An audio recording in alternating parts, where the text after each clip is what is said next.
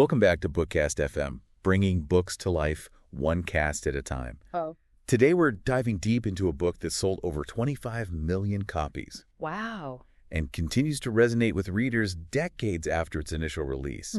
The 7 Habits of Highly Effective People by Stephen Covey. It's a classic for a reason. Yeah. While many self-help books focus on quick fixes, Covey takes a different approach. Right. He emphasizes that lasting effectiveness stems from character, from cultivating habits based on timeless principles. I love that idea. It's not about tricks or hacks, Right. but about building a solid foundation for a fulfilling life. Yeah. And, I think a lot of us are drawn to this book because deep down, we all want to be more effective, whether it's in our work, relationships, or personal growth. For sure. So let's unpack these habits, starting with what Covey calls private victory, mastering ourselves. Exactly. The first 3 habits really lay the groundwork for personal effectiveness. Okay. And it all starts with habit 1. Be proactive. Okay, proactivity. Yeah. We hear that word a lot, but what does it really mean in this context? It's about recognizing that we are not simply products of our circumstances. We have the power to choose our responses to shape our own lives. Okay. Covey reminds us, I am not a product of my circumstances. Right. I am a product of my decisions. That's a powerful reminder, especially when we feel stuck or overwhelmed. Absolutely. It shifts the focus from what's happening to us Right. to how we choose to respond. Yeah, and to illustrate this, Covey introduces the concept of the circle of concern versus the circle of influence. Ah, yes. Yeah. The circle of concern includes all those things we might worry about but have little control over, like the weather, the economy, or other people's choices. Exactly. Okay. And then there's the circle of influence, Yeah. which encompasses the things we can directly impact. Okay. Our attitudes, our habits, our actions. Proactive people focus their energy on expanding that circle, taking ownership of what they can change, rather than dwelling on what they can't. It makes me think of Nelson Mandela. Uh-huh. He spent years in prison, a situation most of us would consider utterly disempowering. Right. Yet even there, he found ways to influence his environment, to maintain hope, Yeah. and to ultimately emerge as a leader who transformed his nation. That's a perfect example. Yeah. Mandela chose to focus his energy on what he could control. His mindset, his spirit, his interactions with others. Right. He didn't let his circumstances define him. So how can we apply this in our daily lives?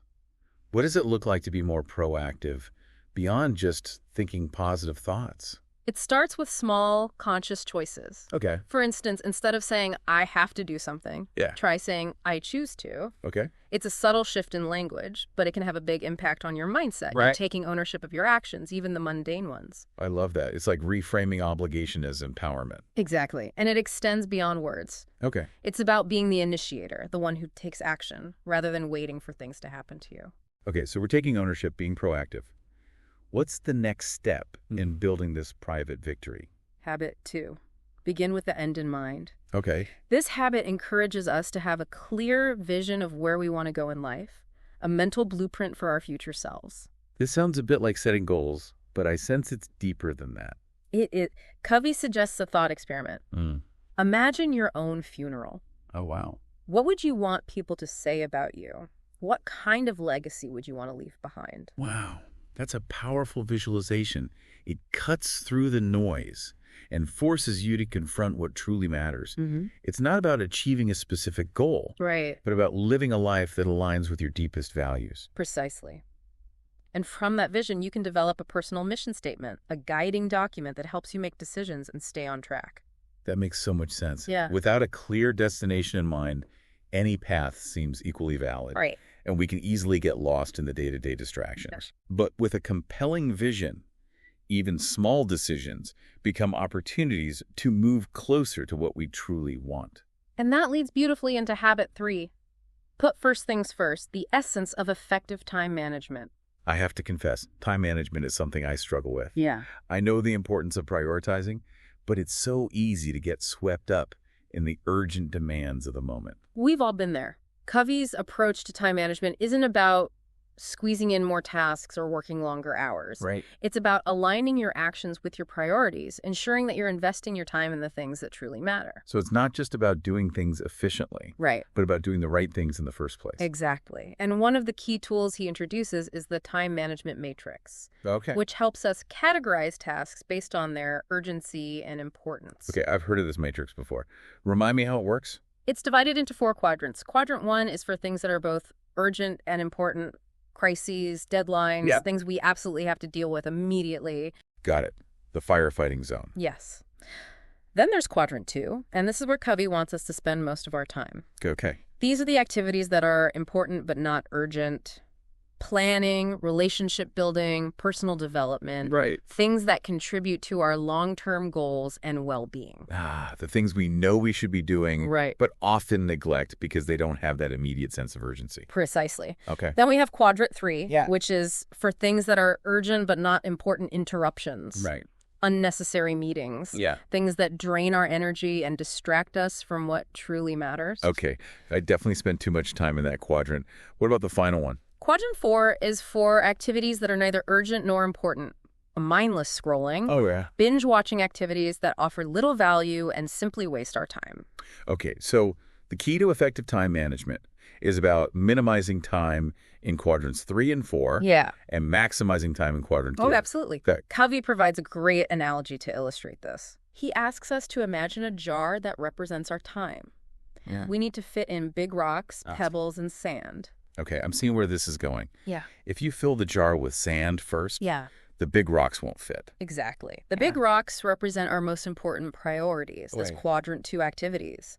If we don't schedule them first, the smaller, less important tasks will fill up our time, leaving no space for what truly matters. That's such a simple but powerful visual. Yeah. It really highlights the importance of being intentional with our time and making sure we're not letting the urgent but unimportant tasks crowd out the truly important ones. And that often means learning to say no to things, even things that seem worthwhile, if they don't align with our core values and goals. That's tough, but so important. It's about recognizing that every yes to something means saying no to something else. Exactly. And it all comes back to habit 2, beginning with the end in mind. Right. When we have that clear vision of our desired future, it's easier to make those tough choices and prioritize accordingly. Okay. So we've laid the groundwork for personal effectiveness with these first 3 habits. Right. We're being proactive, focusing on our vision, and prioritizing what truly matters.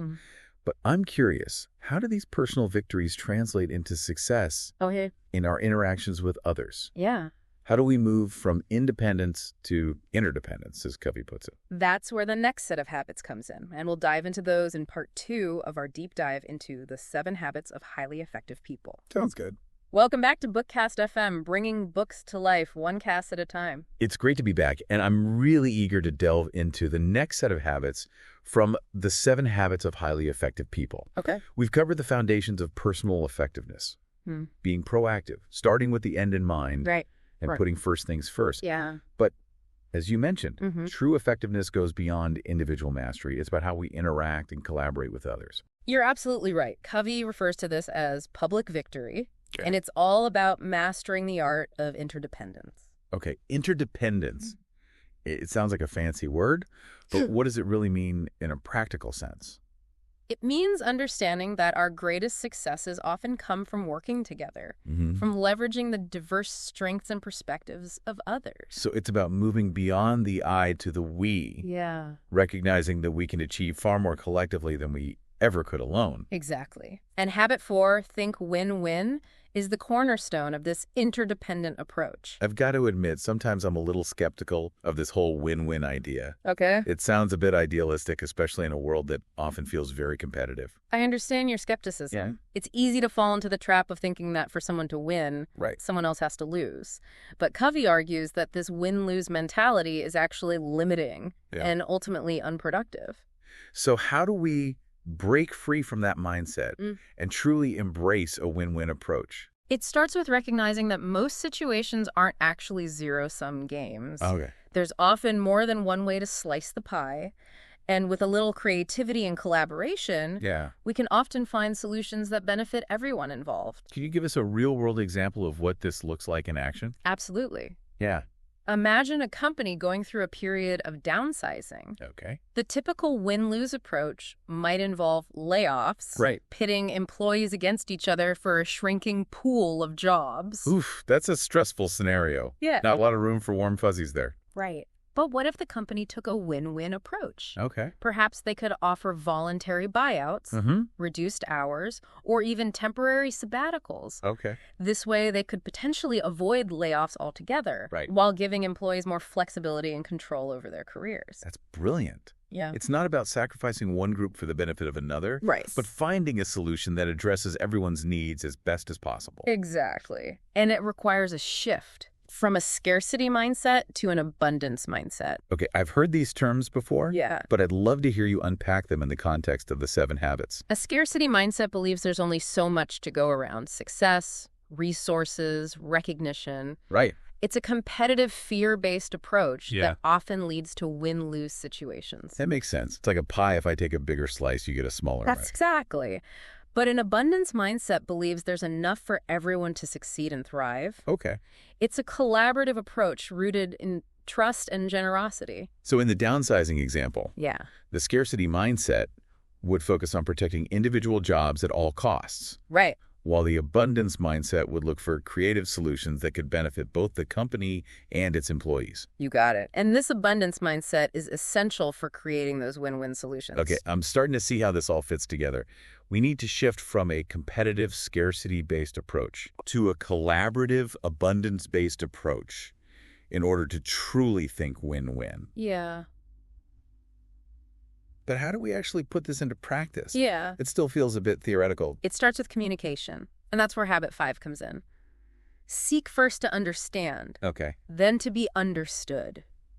This one resonates with me. I know I'm often guilty of listening just to formulate my own response rather than truly understanding the other person's perspective. We've all been there. But Covey emphasizes the importance of empathetic listening. What does that mean exactly? I know we're not just talking about nodding and saying, while we wait our turn to speak. Exactly. Empathetic listening goes far deeper than that. It's about putting aside your own thoughts, judgments, and assumptions. Okay. And truly trying to see the world through the other person's eyes. It's about stepping outside of our own mental framework, trying to understand the other person's experience, their motivations, their emotions. You've got it. And it's a skill that takes practice. Right. It's about being fully present, giving the other person your undivided attention. And resisting the urge to interrupt or offer unsolicited advice. It reminds me of a time when I was struggling with a difficult decision. Yeah. I was so caught up in my own worries and anxieties that I wasn't really listening to my friend's advice. Finally, she stopped me and said, I hear your concerns, but it seems like you're not really hearing me. Yeah. Can we try this again with you just listening and trying to understand where I'm coming from? That's a great example. And sometimes that's all it takes, a gentle reminder to shift our focus from talking to truly listening. So how do we become better empathetic listeners? What are some practical tips we can implement? One tip is to focus on mirroring. Okay. Reflecting back what you hear the other person saying, both their words and their emotions. So instead of saying, I know how you feel, which can often feel dismissive. Right. We could say something like, it sounds like you're feeling really frustrated right now, or I can understand why you'd be upset about this. Exactly. It shows that you're really paying attention and trying to understand their experience. And it avoids the trap of jumping in with solutions before we fully grasp the situation. Right. And once we've truly listened and understood, then we can focus on communicating our own thoughts and feelings clearly and respectfully. So it's not about suppressing our own needs or opinions, but about creating the space for open and honest dialogue. Exactly. And this open dialogue is essential for achieving synergy, which is habit 6. Okay, synergy. This is another one of those buzzwords that gets thrown around a lot. Right. What does it actually mean in the context of the 7 habits? Covey defines synergy as the principle that the whole is greater than the sum of its parts. So it's like that old saying, 2 heads are better than 1. Yes, but it goes beyond that. It's about recognizing that diversity of thought, perspective, and experience can lead to more creative and innovative solutions than any one individual could come up with alone. It's about embracing those differences, seeing them as assets rather than obstacles. Absolutely. Think about the most successful teams, the ones that consistently achieve breakthroughs. Okay. They're often composed of individuals with diverse skill sets, backgrounds, and perspectives. And those differences, when harnessed effectively, can lead to incredible outcomes. Precisely. Yeah. And a great example of this is the development of the iPod. Well, that's an interesting one. How does the iPod illustrate synergy? Well, it wasn't just the brainchild of one genius inventor. Right. It was the result of a team of incredibly talented individuals, each with their own area of expertise, coming together and collaborating. Okay. You had designers, engineers, marketers, musicians, all working together to create a product that revolutionized the way we listen to music. It wasn't just about technical brilliance, Right. but also about understanding consumer needs, market trends, and the power of design and aesthetics. Exactly. And that's the power of synergy. It allows us to tap into a collective intelligence that's far greater than any individual contribution. So how do we create synergy in our own lives? How do we move beyond simply tolerating differences to actively embracing them and leveraging them for greater good? It starts with fostering a culture of trust and respect. Okay. Where everyone feels comfortable sharing their ideas, even if those ideas are different from the norm. It's about being open-minded, curious, and willing to challenge our own assumptions. It sounds like it requires a healthy dose of humility. Yeah. Recognizing that we don't have all the answers and that others may have valuable insights that we haven't even considered. Absolutely. And it also requires a willingness to let go of our egos and our need to be right. It's about shifting from a mindset of competition to a mindset of collaboration. Yeah. Realizing that we could achieve far more when we work together than when we try to go it alone. You've got it. And that brings us to the final habit, habit 7, sharpen the saw, which is all about renewal and sustainability. Okay, this one seems a bit different from the others. Yeah. We've been talking about effectiveness in our personal and professional lives and our interactions with others. Where does sharpening the saw fit into all of this? It's the habit that underpins all the other habits. Think of it as the foundation for sustainable effectiveness. So it's not just about doing, but also about being and becoming. Exactly. Covey uses the analogy of a lumberjack who's trying to saw down a tree. Okay. If he doesn't take the time to sharpen his saw, Yeah. he'll eventually become exhausted and ineffective, Right. even if he's working really hard. That's a powerful image. It reminds me of the importance of self-care, of making sure we're taking care of our physical, mental, emotional, and spiritual well-being. Precisely.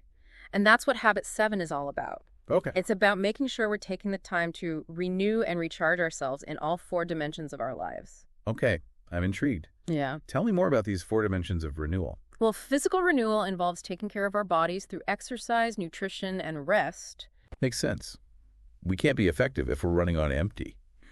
What about mental renewal? Mental renewal is about keeping our minds sharp and engaged through learning, reading, writing, and pursuing our intellectual curiosities. It's about feeding our minds with new ideas and information, just like we feed our bodies with nourishing food. Exactly. And then there's emotional renewal, which is all about nurturing our relationships, building connections, and managing our emotions effectively. So it's not just about feeling good all the time, but about developing emotional intelligence and resilience. You've got it. Yeah. And finally, spiritual renewal is about connecting with something larger than ourselves. Whether that's through religion, nature, meditation, or simply taking time for quiet reflection. It's about finding meaning and purpose in our lives, connecting to our deepest values and aspirations. Exactly. And when we neglect any of these dimensions, it can have a ripple effect on all the other areas of our lives. We might become less productive, less patient, less compassionate, less effective in our interactions with others. So Habit 7 is like the glue that holds it all together. It's about creating a sustainable foundation for living a truly effective and fulfilling life. You got it. This has been such an insightful exploration of the first 6 habits. We've covered a lot of ground, from personal effectiveness to the power of interdependence and synergy. Yeah. But I'm eager to delve deeper into Habit 7. Okay. This idea of sharpening the saw and how it can help us sustain all the other habits and create a truly balanced and fulfilling life. Absolutely. And that's where we'll pick up in part 3 of our deep dive into the 7 habits of highly effective people.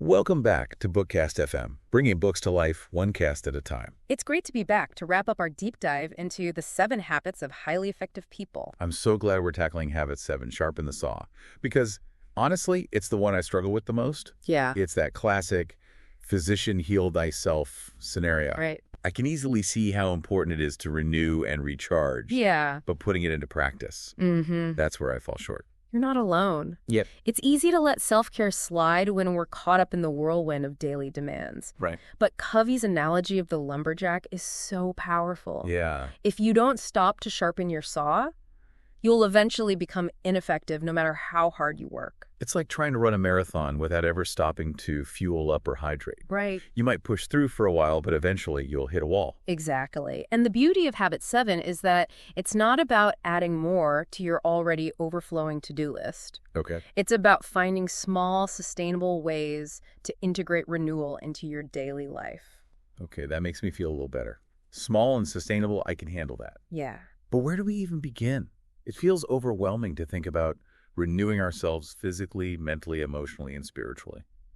Start by picking one dimension that resonates with you the most right now. Okay. Maybe you're feeling physically drained, so you focus on getting more sleep or incorporating a short walk into your daily routine. Right. Or perhaps you're craving mental stimulation, so you commit to reading for 15 minutes each day.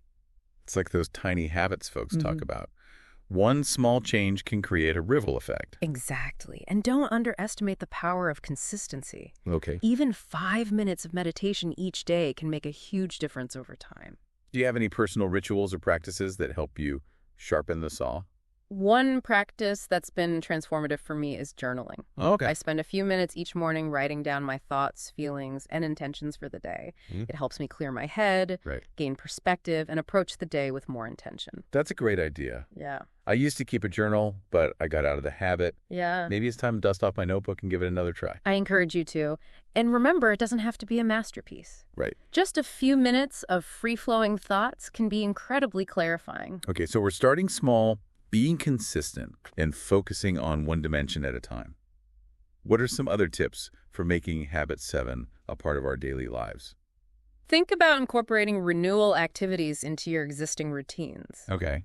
Maybe you listen to an inspiring podcast during your commute. Yeah. Or do some stretches while you're waiting for your coffee to brew. It's about finding those little pockets of time. Yeah. And using them intentionally. Exactly. And don't be afraid to experiment. Okay. What works for one person may not work for another. The key is to find practices that nourish and energize you. It's about being curious, paying attention to how different activities make us feel, and finding what truly resonates. You've got it. And remember, self-renewal isn't selfish. Right. It's an investment in yourself so that you can show up as your best self in all areas of your life. That's a great point. It's like the oxygen mask on an airplane. Right. You have to put on your own mask first before you can help others. Exactly. And the more you practice Habit 7, the more natural it will become. You'll start to notice the positive ripple effects in all areas of your life. Increased energy, improved focus, stronger relationships, and a greater sense of purpose and fulfillment. It's like that saying, you can't pour from an empty cup. Right. If we're not taking care of ourselves, we can't effectively take care of others or make a meaningful contribution to the world. I couldn't agree more. And that's what makes the 7 habits so powerful. Yeah. It's not just about achieving success in the traditional sense, but about living a life that's aligned with our deepest values. Yeah. And that allows us to make a positive impact on the world. This deep dive has been so insightful. Covey's 7 habits offer a timeless framework for personal growth, effective relationships, and meaningful contributions. Absolutely. And remember, it's not about being perfect. Right. It's about continuous improvement, about striving to become the best versions of ourselves. Absolutely. It's a journey, not a destination. Yeah. So, dear listener, as we wrap up this episode, I'd like to leave you with this question. In what area of your life could you sharpen the saw this week? What small act of self-care can you commit to today? Think about it and take that first step. And until next time, keep bringing books to life one cast at a time here on BookCast FM.